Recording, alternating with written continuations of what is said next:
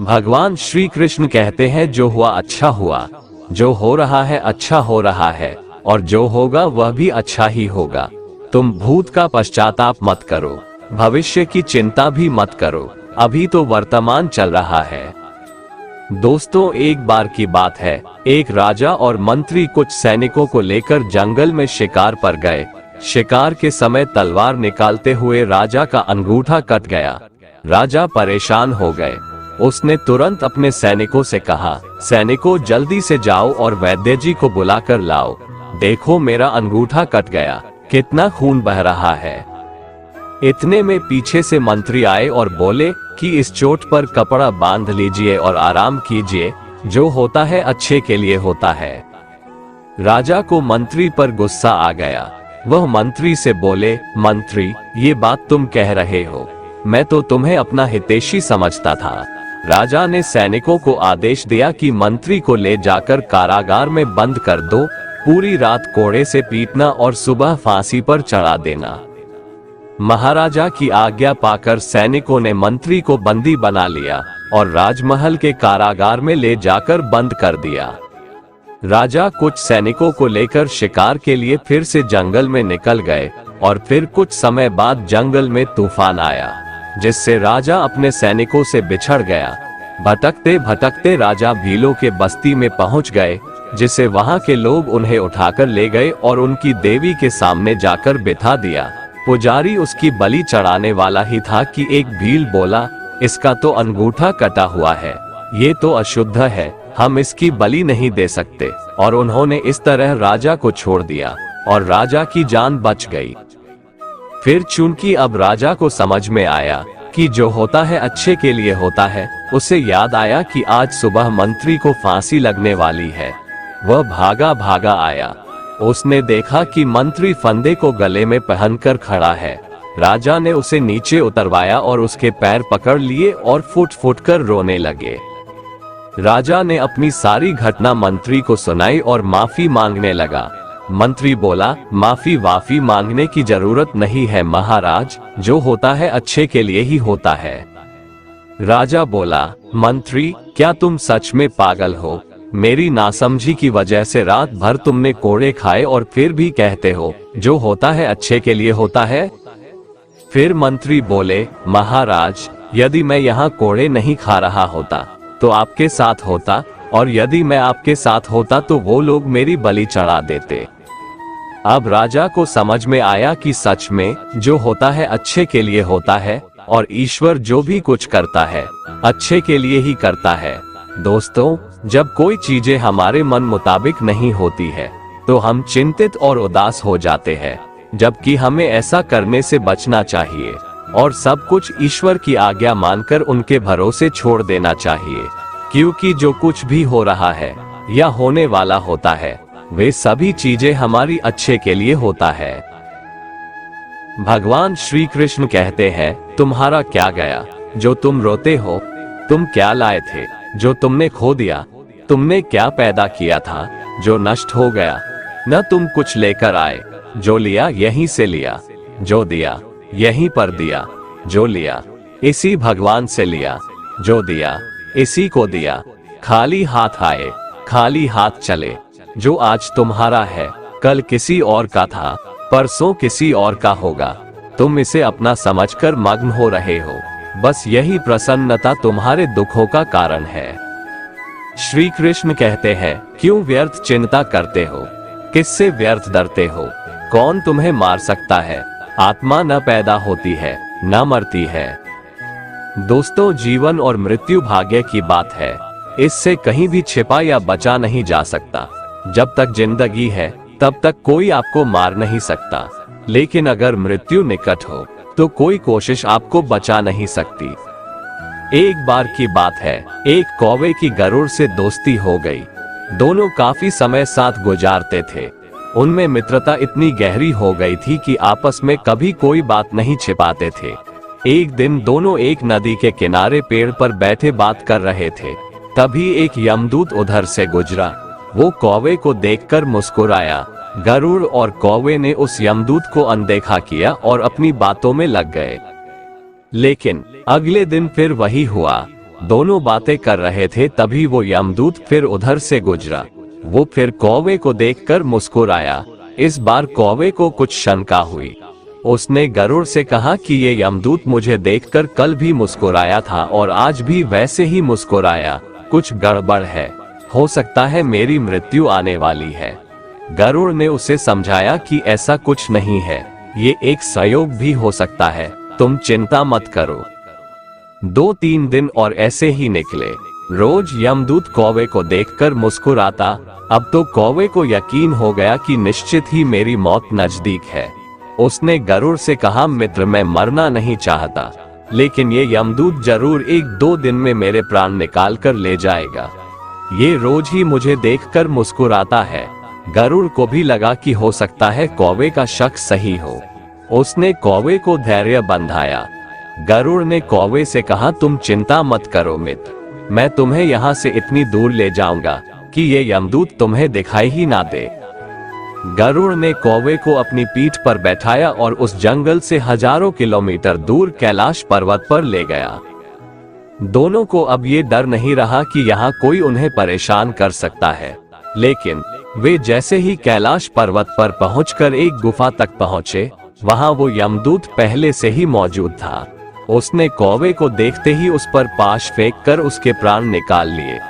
गरुड़ देखता रह गया। उसने यमदूत से पूछा, तुमने इसे मारा क्यों? यमदूत ने कहा कि इसकी मौत इसी समय लिखी थी, इसलिए इसके प्राण निकाल लिए। गरुड़ ने फिर पूछा, तो फिर तुम इसे देखकर उस जंगल में मुस्कुराते क्यों थे? इसे मारना ही था तो वहीं मार देते। यमदूत ने जवाब दिया, इसकी मौत कैलाश पर्वत पर ही लिखी थी, लेकिन 4-5 दिन पहले इसे उस जंगल में देखकर मुझे ये आश्चर्य हो रहा था कि ये इतने कम समय में वहां पहुंचेगा कैसे, क्योंकि इसके पंख भी छोटे हैं और ये लंबी उड़ान भी नहीं भर सकता, तो हजारों योजन दूर कैलाश तक ये पहुंचेगा कैसे? यही सोचकर मैं रोज मुस्कुराकर गुजर जाया करता था, लेकिन भाग्य देखो, तुम इसके परम मित्र ही इसे यहाँ तक इतने कम समय में ले आए। भगवान श्री कृष्ण कहते हैं, किसी का अच्छा ना कर सको तो बुरा भी मत करना, क्योंकि आपके हर कर्मों का फल आपको ही भोगना है, चाहे वो कर्म अच्छा हो या बुरा। मित्रों, एक समय की बात है, एक महात्मा अपने शिष्य के साथ घूमने के लिए निकले। चलते चलते जब महात्मा और उनका शिष्य एक गांव से होकर गुजर रहे थे, तो उन्होंने वहां एक आदमी को ईंट पत्थरों से कुछ कुत्तों को मारते हुए देखा। कुत्ते बहुत दुर्बल और बेबस दिख रहे थे। शिष्य को ये बात बहुत बुरी लगी और वह उस आदमी को अहिंसा परमो धर्म का उपदेश देने लगा, लेकिन वह आदमी उसकी कोई बात समझने को तैयार नहीं हुआ और बेजुबान कुत्तों को मारता रहा। जब उसने शिष्य की बात नहीं मानी तो दोनों के बीच में लड़ाई झगड़ा शुरू हो गया। दोनों को झगड़ते देख महात्मा ने शिष्य का हाथ पकड़ा और अपने साथ ले गए। महात्मा ने शिष्य को कहा, बेटा, हमारा काम तो सिर्फ समझाना है, लेकिन भगवान ने हमें सजा देने के लिए धरती पर नहीं भेजा है। शिष्य ने कहा, गुरुजी, यह आदमी कितनी बेरहमी से उन बेजुबान कुत्तों को मार रहा है, आखिर इस तरह के लोगों को सजा कौन देगा? शिष्य की बात सुनकर महात्मा ने कहा कि बेटा, तुम परेशान मत हो, इनको सजा देने वाली भी एक अलौकिक शक्ति इस दुनिया में है, जो सब कुछ जानती है। भगवान की नजर सबके ऊपर है और वह सबके कर्मों का हिसाब रखते हैं, इसलिए तुम अभी चलो, तुम्हारा उससे झगड़ा करने का कोई फायदा नहीं है। शिष्य गुरु जी की बात सुनकर संतुष्ट हो गया और उनके साथ चल दिया। इस बात को बीते हुए 2 वर्ष का समय निकल चुका था। एक दिन महात्मा और उनका शिष्य फिर उसी गांव से होकर गुजर रहे थे। शिष्य भी 2 साल पहले वाली उस आदमी और कुत्ते वाली घटना भूल चुका था। वहां उन्होंने एक घायल कुत्ता को देखा जो बहुत परेशानी में था। उस कुत्ते को 8-10 कौवे नोच नोच कर खा रहे थे। शिष्य ने ये दृश्य देखा तो उसका दिल करुणा से भर गया। उससे ये सब देखा नहीं गया। वो कुत्ते को बचाने के लिए जाने ही वाला था कि महात्मा ने उसका हाथ पकड़ लिया और उसको जाने से मना कर दिया। शिष्य ने गुरु से पूछा, आप मुझे कुत्ते को बचाने के लिए क्यों नहीं जाने दे रहे? महात्मा ने कहा, इस कुत्ते को अपने कर्मों का फल भोगने दो। अगर तुमने इसको बचाने की कोशिश की तो इस बेचारे को अगले जन्म में फिर ये दुख भोगने पड़ेंगे, क्योंकि कर्म का फल सभी को भोगना पड़ता है। शिष्य ने महात्मा से पूछा कि गुरुजी, इसने ऐसा कौन सा कर्म किया है जो यह इतना भयंकर कष्ट भोग रहा है? महात्मा ने कहा कि यह वही आदमी है जिसको तुमने 2 साल पहले कुत्तों को ना मारने का उपदेश दिया था और वह तुम्हारे साथ लड़ने के लिए तैयार हो गया था। वह कुत्ते ही ये कौवे हैं जो इसको नोच नोच कर खा रहे हैं। शिष्य महात्मा की बात सुनकर हैरान हो गया और उसने महात्मा से पूछा कि गुरुजी, यह तो बड़ा ही अजीब सा न्याय है। महात्मा ने कहा, बेटा, इस दुनिया में स्वर्ग और नरक के सारे दृश्य मौजूद है। तुम्हें इस धरती पर हर जगह ईश्वर के न्याय के नमूने देखने को मिल सकते हैं, इसलिए अपने कर्म को हमेशा याद रखना चाहिए, क्योंकि सच यही है, जो हम करेंगे वो एक दिन हमें भोगना ही पड़ेगा। महात्मा ने कहा कि हमारे जीवन का हर पल बहुत ही कीमती है, इसलिए इस जीवन को बुरे कर्म करके बर्बाद नहीं करना चाहिए। शिष्य को गुरुजी की बात समझ में आ गई। दोस्तों, यदि हम अपने जीवन में बहुत ज्यादा अच्छे कर्म करते हैं तो उसी के फलस्वरूप भगवान हमारे साथ न्याय करेंगे, इसलिए हमें जीवन में हमेशा अच्छे कर्म करने चाहिए। एक बार अर्जुन ने श्री कृष्ण से पूछा कि हे प्रभु, अच्छे लोगों के साथ ही हमेशा बुरा क्यों होता है, जबकि बुरे लोग खुशहाल दिखते हैं? अर्जुन के मुंह से ऐसी बातें सुनकर श्री कृष्ण मुस्कुराए और कहा, मनुष्य जैसा सोचता है और महसूस करता है वैसा कुछ नहीं होता, बल्कि अज्ञानता की वजह से वो सच्चाई नहीं समझ पाता है। अर्जुन उनकी ये बात समझ नहीं पाए। इसके बाद श्री कृष्ण ने क्या कहा वो जानते हैं। कान्हा ने अर्जुन से कहा कि हे पार्थ, मैं तुम्हें एक कथा सुनाता हूँ, उसे सुनकर तुम समझ जाओगे कि हर प्राणी को उसके कर्म के हिसाब से ही फल मिलता है। प्रकृति हर किसी को अपनी राह चुनने का मौका देती है। अब वो मनुष्य की इच्छा पर निर्भर करता है कि उसे धर्म की राह चुननी है या अधर्म की।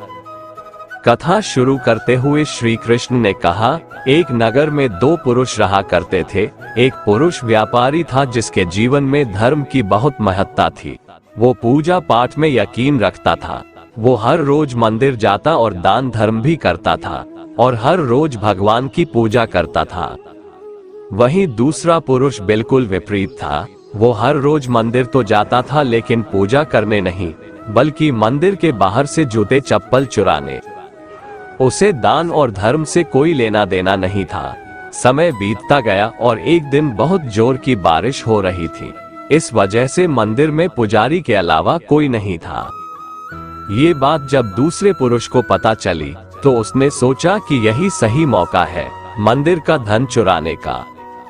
पंडित से नजर बचाकर उसने मंदिर का सारा धन चुरा लिया। उसी समय धर्म कर्म में विश्वास रखने वाला व्यक्ति भी मंदिर पहुंचा। दुर्भाग्य से मंदिर के पुजारी ने उसे ही चोर समझ लिया और चिल्लाने लगे।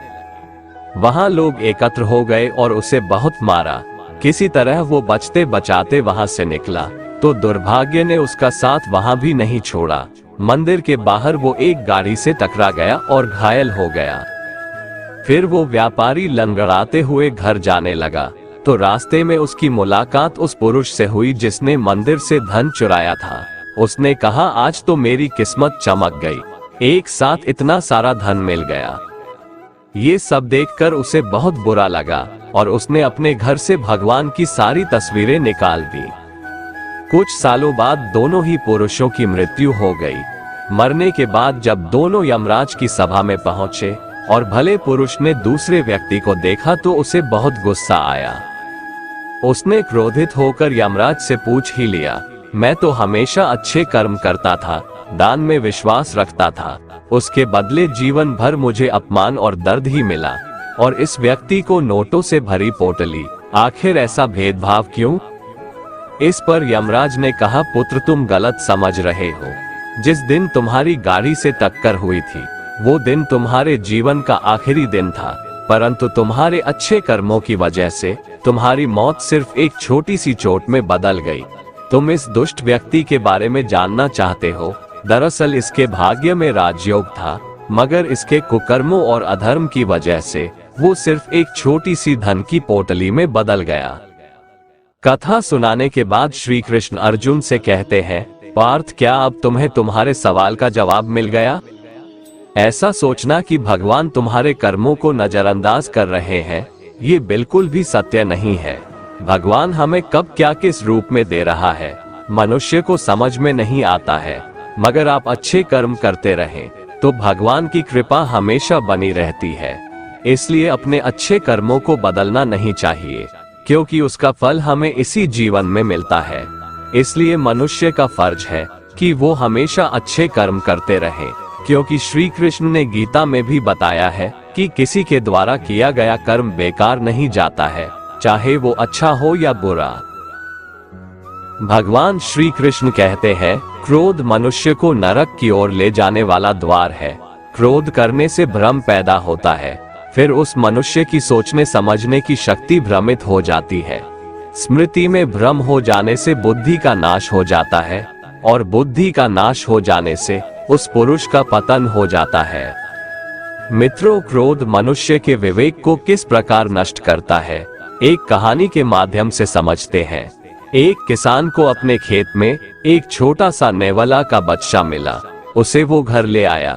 किसान और उसकी पत्नी उसे अपने बच्चे की तरह पालने लगे। नेवला भी अपने मालिक के प्रति बहुत वफादार था। कुछ समय बाद किसान की पत्नी को पुत्र रत्न की प्राप्ति हुई।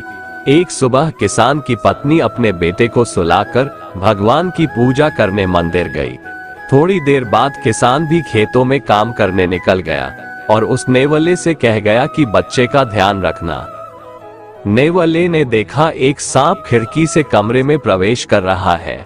नेवला ने तुरंत उस सांप को मार दिया और दरवाजे से बाहर आकर बैठ गया और अपने मालिक का इंतजार करने लगा। जब किसान की पत्नी मंदिर से लौटी तो नेवला के मुंह में खून लगा देखकर अत्यंत क्रोधित हो गई। क्रोध ने उसके विवेक और सोचने की शक्ति का हनन कर दिया। फलस्वरूप नेवले को अपने बेटे का कातिल समझकर उसने पास ही पड़े एक बड़े पत्थर से नेवले को मार डाला और रोती बिलखती अंदर कमरे में भागी। उसने देखा उसका बेटा सुरक्षित है और सो रहा है तथा खिड़की के पास एक सांप लहूलुहान मृत पड़ा है। किसान की पत्नी को सच्चाई का पता लग चुका था, लेकिन क्रोधवश जो अनर्थ उससे हुआ था उसका पछतावा करने के अतिरिक्त कोई विकल्प नहीं था। बिना सही गलत जाने उसने रक्षक को ही शत्रु समझकर मार डाला था। इसलिए भगवान श्री कृष्ण कहते हैं, मनुष्य को क्रोध करने से बचना चाहिए। श्री भगवान कहते हैं, काम वासना ही मनुष्य के पापों का मूल कारण है। ये काम वासना ही है जो मनुष्य के बुद्धि को नष्ट कर देता है और उससे पाप कर्म करवाता रहता है। अगर जीवन में सुख और शांति पाना चाहते हो तो सबसे पहले इस काम वासना का ही बलपूर्वक खात्मा कर दो। श्रीमद् भगवद गीता में वर्णित एक कथा के अनुसार चेतन सिंह नाम का एक राजा था। उनके प्रधानमंत्री का नाम ज्ञान सागर था। प्रधानमंत्री के अधीनस्थ एक सहकारी मंत्री था जिसका नाम चंचल सिंह था। राजा अपने मंत्री और सहकारी मंत्री के साथ अपनी राजधानी मध्यपुरी में रहते थे। राज्य 10 जिलों में बंटा हुआ था और प्रत्येक जिले में एक जिलाधीश अधिकारी नियुक्त था। राजा बहुत ही विचारशील, कर्मशील और सुशील थे। उनके राज्य में सभी सुखी थे। राज्य दिनों दिन उन्नत हो रहा था। एक समय उनके राज्य में जगमोहन नामक एक ठगों का सरदार आया। वो बड़ा ही कुचक्री और जालसाज था। उसके अंदर कपट रूप जहर भरा होने पर भी उसकी बोली बहुत मीठी थी। वो जिससे बात करता उसी को मोह लेता। वो इस राज्य में एक व्यापारी के वेश में आया और उसने जिलाधीशों से मिलकर राज्य भर में अपना व्यापार चलाने की अनुमति मांगी। जिलाधीशों को काफी लालच दिया। वे लालच में तो आ गए, परंतु अपने अफसरों की अनुमति बिना कुछ कर नहीं सकते थे। जालसाज व्यापारी की सलाह से वे सब मिलकर उसे अपने अफसर सहकारी मंत्री चंचल सिंह के पास ले गए। ठग व्यापारी ने चंचल सिंह को खूब प्रलोभन दिया, जिसके कारण चंचल सिंह भी व्यापारी की मीठी मीठी बातों में फंस गया। चंचल सिंह उसे अपने उच्च अधिकारी प्रधानमंत्री ज्ञान सागर के पास ले गया। ज्ञान सागर था तो बहुत बुद्धिमान, परंतु वह बहुत दुर्बल हृदय का था। खुद निर्णय करके किसी निश्चय पर नहीं पहुंच पाता था। इसी कारण वह अपने सहकारी मंत्री और जिलाधीशों की बातों में आ जाया करता था। जिलाधीश और सहकारी मंत्री इससे अनुचित लाभ भी उठाते थे। आज चंचल सिंह और जिलाधीशों की बातों पर विश्वास करके वह भी ठग व्यापारी के जाल में फंस गया। उसने लाइसेंस देना स्वीकार कर लिया, पर कहा कि महाराज चेतन सिंह जी की मंजूरी के बिना सारे राज्य के लिए लाइसेंस नहीं दिया जा सकता। आखिर ठग व्यापारी की सलाह से वह उसे राजा के पास ले गया। ठग बड़ा चतुर था, उसने राजा को बड़े बड़े प्रलोभन दिए। राजा भी लोभ में आ गए। उसने व्यापारी को अपने राज्य में हर जगह व्यापार चलाने और कोठियां खोलने की अनुमति दे दी। व्यापारी ने जिला अफसरों और दोनों मंत्रियों को कुछ ले देकर संतुष्ट कर लिया और सारे राज्य में अपना जाल फैला दिया। जब सर्वत्र उसका प्रभाव फैल गया, तब तो वह बिना बाधा प्रजा को लूटने लगा। जिलाधीशों सहित दोनों मंत्री लालच में पड़े हुए थे ही राजा को भी लूट का हिस्सा देकर उसने अपने वश में कर लिया। छल, कौशल और मीठी मीठी चिकनी चुपड़ी बातों में फंसाकर राजा को तथा सब अफसरों को कुमारगामी बनाकर उसने सबको शक्तिहीन, अकर्मण्य और दुर्व्यसन प्रिय बना दिया और चुपके चुपके तेजी के साथ अपना बल बढ़ाकर उसने सारे राज्य पर अपना अधिकार जमा लिया। इस प्रकार राजा का सर्वस्व लूटकर अंत में उन्हें पकड़कर नजर कैद कर दिया। मित्रों, इस कहानी में राजा चेतन सिंह जीवात्मा है, प्रधानमंत्री ज्ञान सागर बुद्धि है, सहकारी मंत्री चंचल सिंह मन है, मध्यपुरी राजधानी हृदय है, 10 जिलाधीश इंद्रिय है और ठगों का सरदार काम है। विषय भोगों के सुख का प्रलोभन ही सबको लालच देना है। विषय भोगों में फंसाकर जीवात्मा को सच्चे सुख के मार्ग से भ्रष्ट कर देना ही उसे लूटना है और उसके ज्ञान को आवृत करके सर्वथा मोहित कर देना और मनुष्य जीवन के परम लाभ से वंचित रहने को बाध्य कर डालना ही नजर कैद करना है।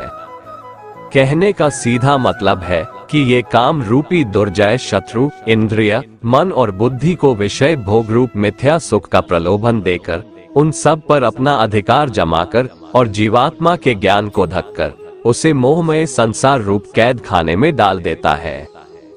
इसलिए भगवान श्री कृष्ण कहते हैं कि अपने मन, बुद्धि और इंद्रियों को वश में करके सर्वप्रथम इस कामरूप दुर्जय शत्रु का खात्मा कर देना चाहिए, नहीं तो ये घर में घुसे हुए शत्रु की भांति मनुष्य जीवन रूप अमूल्य धन को नष्ट कर देगा। ये काम ही है जो मनुष्य के मन, बुद्धि और इंद्रियों में प्रविष्ट होकर उसकी विवेक शक्ति को नष्ट कर देता है और भोगों में सुख दिखलाकर उसे पापों में प्रवृत्त कर देता है, जिससे मनुष्य का पतन हो जाता है। भगवान श्री कृष्ण कहते हैं, तू तन, मन और कर्म से खुद को मुझे समर्पित कर दे, मैं तुम्हें वो हर कुछ दूंगा जो तुम्हारे पास नहीं है, और जो तुम्हारे पास है मैं उसकी रक्षा भी करूंगा। तू जिस दिन से मुझसे निस्वार्थ प्रेम करने लगेगा, उस दिन से तू सिर्फ मेरा हो जाएगा और मेरे परम धाम को प्राप्त होगा। मित्रों, एक गांव में एक बूढ़ी औरत रहती थी। उसका नाम सावित्री था। सावित्री का आगे पीछे कोई नहीं था, इसलिए वह बेचारी अकेली रहती थी। एक दिन उस गांव में एक साधु आया। सावित्री ने साधु का बहुत ही प्रेम पूर्वक आदर सत्कार किया। जब साधु जाने लगा तो सावित्री ने कहा, महात्मा जी, आप तो ईश्वर के परम भक्त हैं, कृपा करके मुझे ऐसा आशीर्वाद दीजिए जिससे मेरा अकेलापन दूर हो जाए। अकेले रह रहकर उब चुकी हूँ। साधु ने मुस्कुराते हुए अपनी झोली में से बाल गोपाल की एक मूर्ति निकाली और बुढ़िया को देते हुए कहा, माए, ये लो आपका बालक है, इसका अपने बच्चे की तरह प्रेम पूर्वक लालन पालन करती रहना। बुढ़िया माए बड़े लाड़ प्यार से ठाकुर जी का लालन पालन करने लगी। एक दिन गांव के कुछ शरारती बच्चों ने देखा कि सावित्री मूर्ति को अपने बच्चे की तरह लाड़ कर रही है। नटखट बच्चों को बुढ़िया से हंसी मजाक करने की सूझी। उन्होंने बुढ़िया से कहा, अरे माए सुन, आज गांव में जंगल से एक भेड़िया घुस आया है जो छोटे बच्चों को उठाकर ले जाता है और मारकर खा जाता है। तू अपने लाल का ख्याल रखना, कहीं भेड़िया इसे उठाकर ना ले जाए। सावित्री ने अपने बाल गोपाल को उसी समय कुटिया में विराजमान किया और स्वयं लाठी लेकर दरवाजे पर पहरा लगाने के लिए बैठ गई। अपने लाल को भेड़िए से बचाने के लिए सावित्री भूखी प्यासी दरवाजे पर पहरा देती रही। पहरा देते देते एक दिन बीता, फिर दूसरा, तीसरा, चौथा और 5वां दिन बीत गया। सावित्री 5 दिन और 5 रात लगातार बगैर पलक झपकाए भेड़िए से अपने बाल गोपाल की रक्षा के लिए पहरा देती रही। उस भोली भाली बुढ़िया सावित्री का ये भाव देखकर ठाकुर जी का हृदय प्रेम से भर गया। अब ठाकुर जी के मन में बूढ़ी माँ को प्रत्यक्ष दर्शन देने की इच्छा हुई। भगवान बहुत ही सुंदर रूप धारण कर वस्त्राभूषणों से सुसज्जित होकर माई के पास आए। ठाकुर जी के पांव की आहट पाकर सावित्री डर गई। उसने सोचा कि कहीं दुष्ट भेड़िया तो नहीं आ गया मेरे लाल को उठाने। सावित्री ने लाठी उठाई और भेड़िए को भगाने के लिए उठ खड़ी हुई। तब कान्हा ने कहा, अरे माँ, मैं हूँ, मैं तेरा वही बालक हूँ जिसकी तुम रक्षा करती हो। माई ने कहा, क्या? चल हट, तेरे जैसे बहुत देखे हैं, तेरे जैसे सैकड़ों अपने लाल पर न्योछावर कर दूं, अब ऐसे मत कहियो, चल भाग जा यहाँ से। ठाकुर जी बूढ़ी माँ के इस भाव और एक निष्ठता को देखकर बहुत ज्यादा प्रसन्न हो गए। ठाकुर जी बूढ़ी माँ से बोले, अरे मेरी भोली माँ, मैं त्रिलोकीनाथ भगवान हूँ, मुझसे जो चाहो वर मांग लो, मैं तेरी भक्ति से प्रसन्न हूँ। बुढ़िया माँ ने कहा, अच्छा आप भगवान हो, मैं आपको 100 प्रणाम करती हूँ। कृपा कर मुझे यह वरदान दीजिए कि मेरे प्राण प्यारे लाल को भेड़िया न ले जाए। अब ठाकुर जी और ज्यादा प्रसन्न होते हुए बोले, तो चल माँ, मैं तेरे लाल को और तुझे अपने निज धाम लिए चलता हूँ, वहाँ भेड़िए का कोई भय नहीं है। इस तरह प्रभु बुढ़िया माई को अपने निज धाम ले गए। मित्रों, जब हम पूरी तरह से तन्मय होकर अपनी पवित्रता और शांति की रक्षा करते हैं तो एक न एक दिन ईश्वर हमें दर्शन जरूर देते हैं। भगवान को पाने का सबसे सरल मार्ग है भगवान को प्रेम करो, वैसा निष्काम प्रेम जैसे बुढ़िया माई ने किया। दोस्तों, अगर आपको हमारा ये वीडियो पसंद आया तो कमेंट में जय श्री राधे कृष्ण लिखें और ऐसे ही प्रेरणादायक वीडियो देखने के लिए हमारे चैनल को सब्सक्राइब कर लें। जय श्री राधे कृष्ण।